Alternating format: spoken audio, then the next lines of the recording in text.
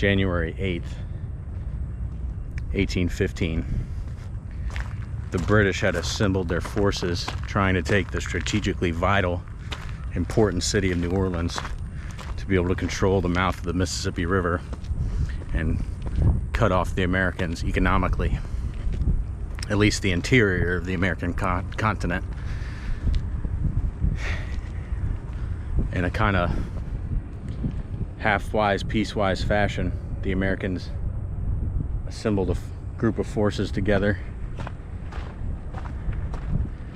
and along with the defensive earthworks, were able to defeat the British. Little did they know that a treaty had already been signed to end the war in 1812.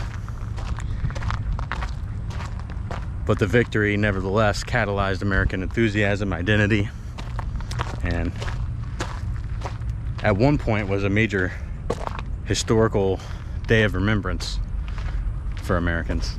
I don't think so anymore.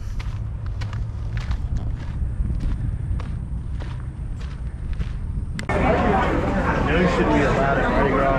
What? Yeah, I feel like that man's just dangerous anywhere, though, to be honest. Yeah, we had to have it. Like he was added to the group chat. We're going to Is it right now. Oh my God! Look at this.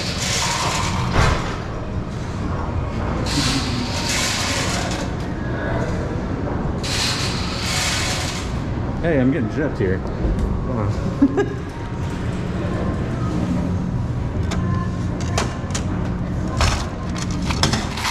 Can't say that was worth $5. It was definitely not. But I've never seen this before. no, I have. I'm also going to need.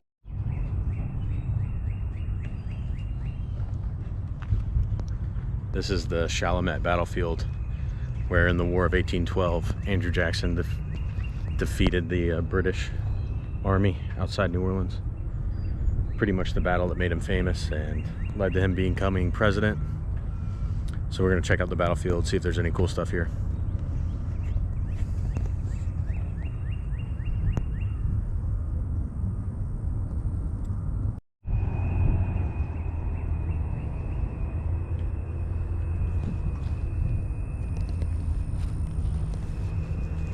So you would have had the Americans all lined up in this battery, and the British, it was a lot deeper back then because they needed ladders to climb the ramparts.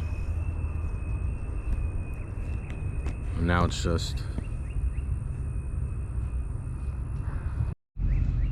But we were still fighting? Well, you know, back then, information, yeah. Kind of like a pretty forgotten war in American history, really. Not a lot of people know much about the War of 1812, but this date, January 8th, was actually celebrated as kind of like a second 4th of July for decades after the battle, because Americans at the time kind of considered it a second Independence Day from the British Empire.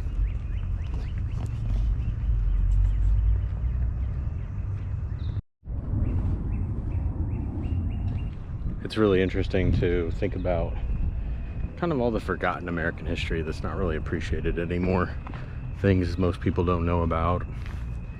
You know, a lot of Native Americans have a huge history of connection with New Orleans, fought in this battle on the American side. And I wonder if more Americans knew that, if their opinions and perceptions might change some.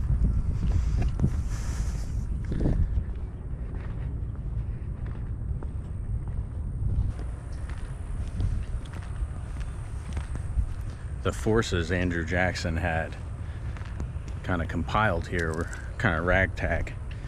It included pirates, Native Americans, free slaves.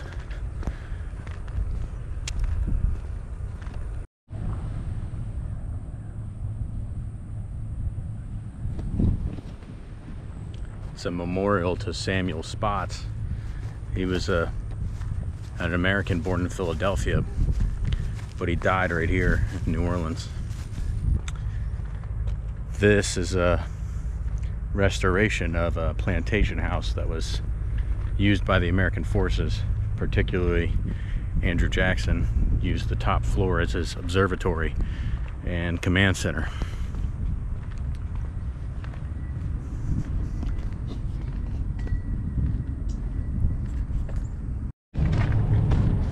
Andrew Jackson had relied on Jean Lafitte's pirates, who he had described as vicious bandits or something like that. But their artillery became instrumental in this battle, and you can only imagine the smoke and carnage as the British seemingly foolishly attempted to charge the American lines head on. It was an overwhelming victory for the Americans. The casualties are not even comparable, and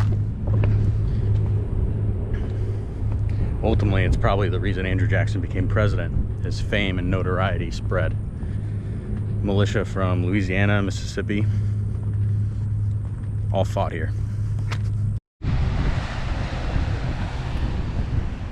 Just right next to the battlefield is the Mississippi. Kind of the major geographic feature down here, hard to avoid. So the Deschalmais plantation was pretty much destroyed in the battle. 2 years later, it was bought by two prominent free people of color named the Saint Amans. At the time, it was not uncommon for free people of color to own plantations and slaves. Kind of puts a little bit of a spin on how people generally think about slavery in America. Mainly about money, planting sugarcane, cotton.